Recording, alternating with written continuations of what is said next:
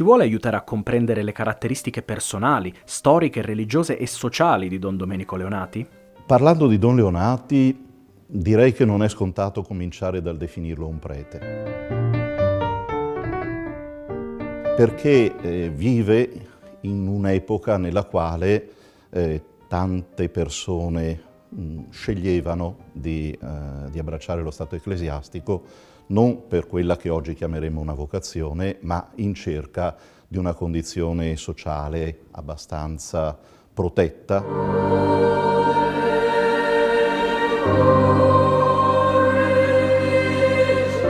Don Domenico è stato un prete che ha preso sul serio il proprio ministero e la propria vocazione, ha cercato di seguirla fino in fondo, a partire da una preparazione di ottima qualità ricevuta dapprima nel seminario che allora aveva sede a Murano e poi in seguito a Padova studiando all'università e risiedendo al Collegio Tornacense e poi cominciando a vivere in prima persona questa strada, dapprima a Montagnana, a Battaglia, che è il suo paese natale, e infine qui a Ponte di Brenta, dove concepisce il progetto più significativo della sua vita, la fondazione di quelle che allora venivano chiamate le Vergini Sorelle, poi Vergini di Vanzo e poi sono diventate appunto le Suore Salesi.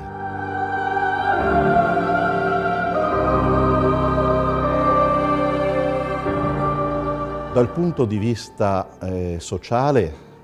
non dimentichiamo che Don Domenico era lui stesso nato in una famiglia che al momento della sua nascita aveva un'attività ben avviata che garantiva una certa sicurezza economica, poi però questa situazione improvvisamente cambia e anche la famiglia di Don Domenico conosce anni difficili di povertà e di necessità economica, dato che è venuto a morire il capofamiglia.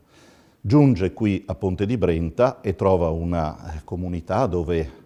la gran parte della popolazione vive condizioni economiche molto modeste o addirittura misere. Eppure, proprio qui nel territorio di Ponte di Brenta dimorano anche varie famiglie agiate. C'è insomma un certo contrasto sociale a quel tempo.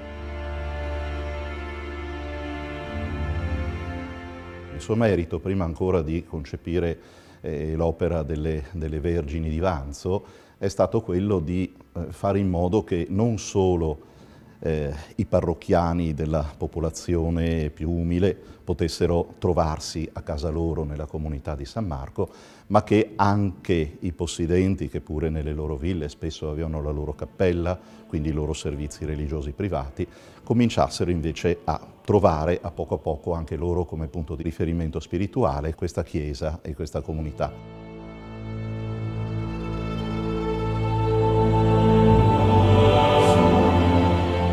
Spiritualmente la figura più significativa per Don Domenico Leonati è stato San Francesco di Sales, che precede di più di un secolo. Una figura di pastore che si trova a operare in un contesto di gravi tensioni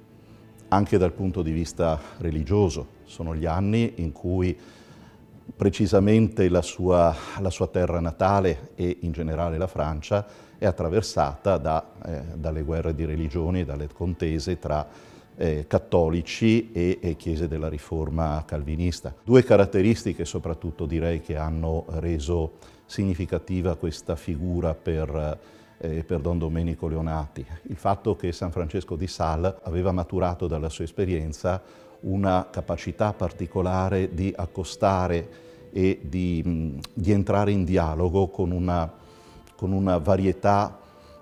davvero considerevole di situazioni personali e anche di mettersi a confronto, di accettare un confronto sereno anche con le persone che si trovavano distanti da lui come opinioni, come credo. Questa capacità di accostare le persone con grande finezza, determinazione nelle idee, decisione nelle azioni, ma allo stesso tempo un grande tatto con le persone, diventerà poi un esempio fondamentale per Don Domenico. E inoltre anche la dottrina di Francesco di Sales, dicevo prima, dottore della Chiesa per aver maturato, e ancora oggi vi si fa riferimento, una spiritualità che a quel tempo aiutava i credenti a liberarsi a poco da alcune forme di religiosità che insistevano ossessivamente sul tema del peccato, della dannazione, fino a rendere il credente pessimista o addirittura disperato riguardo alla possibilità di intraprendere un vero cammino e di portarlo a termine fino al traguardo che tutti speriamo. Tuttavia, l'attenzione di Don Domenico e delle Vergini di Vanzo continua a essere per l'educazione, l'istruzione e la tutela prima delle fanciulle, ma poi anche dei ragazzi, soprattutto coloro che vivono in condizioni di povertà, che non possono permettersi adeguati livelli di istruzione, che non possono neanche generalmente accedere in modo tanto facile a forme di avviamento professionale o artigianale, e quindi anche in questo modo Don Domenico Leonati si preoccupa di una loro promozione sociale. La sua eredità oggi. Possiamo parlare di un anticipatore della dottrina sociale della Chiesa? Non so se avrei usato la parola anticipatore.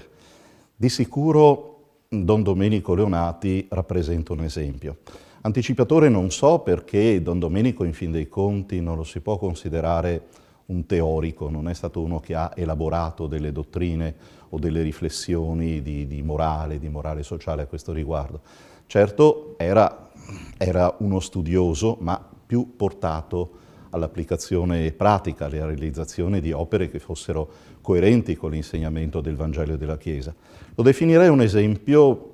per due motivi. Uno, il più ovvio.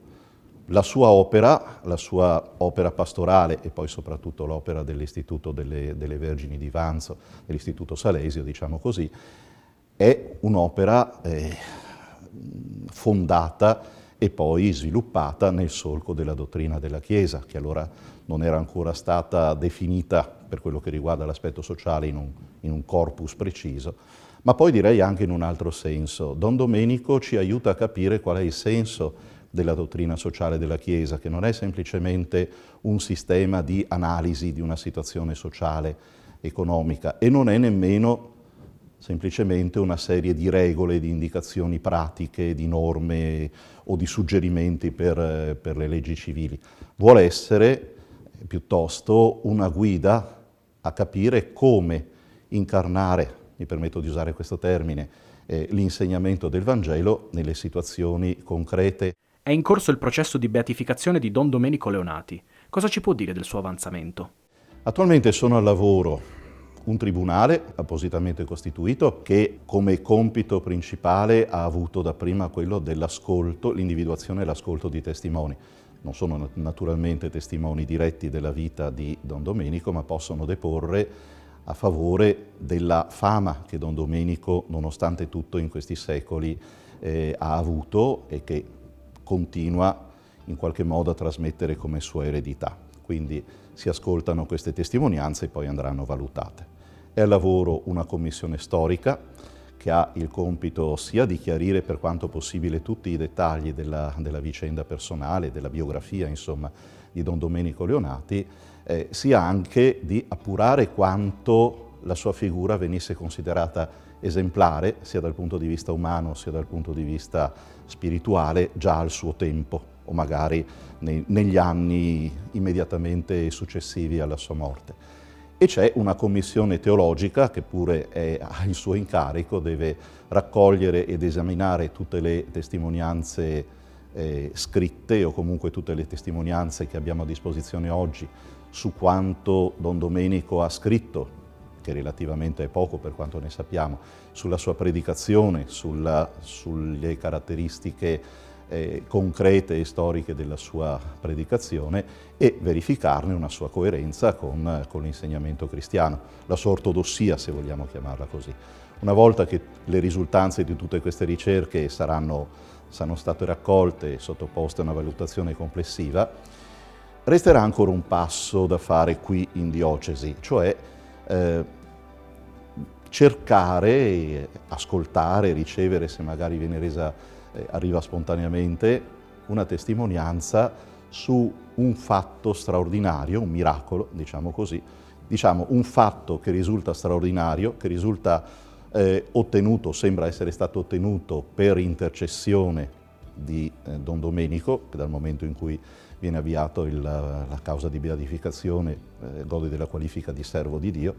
Ecco, se risulta che qualcuno, ricorrendo nella preghiera all'intercessione di Don Domenico, ritiene di aver ottenuto qualche grazia straordinaria e prodigiosa, ecco, allora quella è un'altra parte, tutto un altro filone di indagine. Si tratta di approfondire questo fatto, capire se si può parlare davvero se si può dare una qualifica di straordinario a questo fatto, e una volta esaurite queste verifiche, tutto quello che viene raccolto e vistato, sigillato dal Vescovo, viene poi trasmesso a Roma, e lì allora comincerà la parte decisiva, perché sarà poi soltanto un risultato favorevole da parte del processo che si svolgerà a Roma a permettere eventualmente di riconoscere Don Domenico Leonati come beato. Vale la pena di ricordare che Don Domenico è il fondatore di questo istituto delle Salesie, ma tra le suore Salesie c'è già una religiosa riconosciuta beata, proclamata come tale nel 2002, Suor Liduina Meneguzzi, la quale appunto è stata riconosciuta beata, quindi anche sono state riconosciute le qualità eroiche della sua vita umana e della sua vita spirituale, che lei ha dimostrato dapprima negli anni della sua vita religiosa nella casa madre a Padova e poi in quella che è stata la prima esperienza missionaria della congregazione in Etiopia a partire dal 1937, drammaticamente interrotta nel 1941 a causa delle vicende della Seconda Guerra Mondiale. In quella prima esperienza Suor Liduina era stata una delle prime protagoniste e si era distinta per tanti aspetti.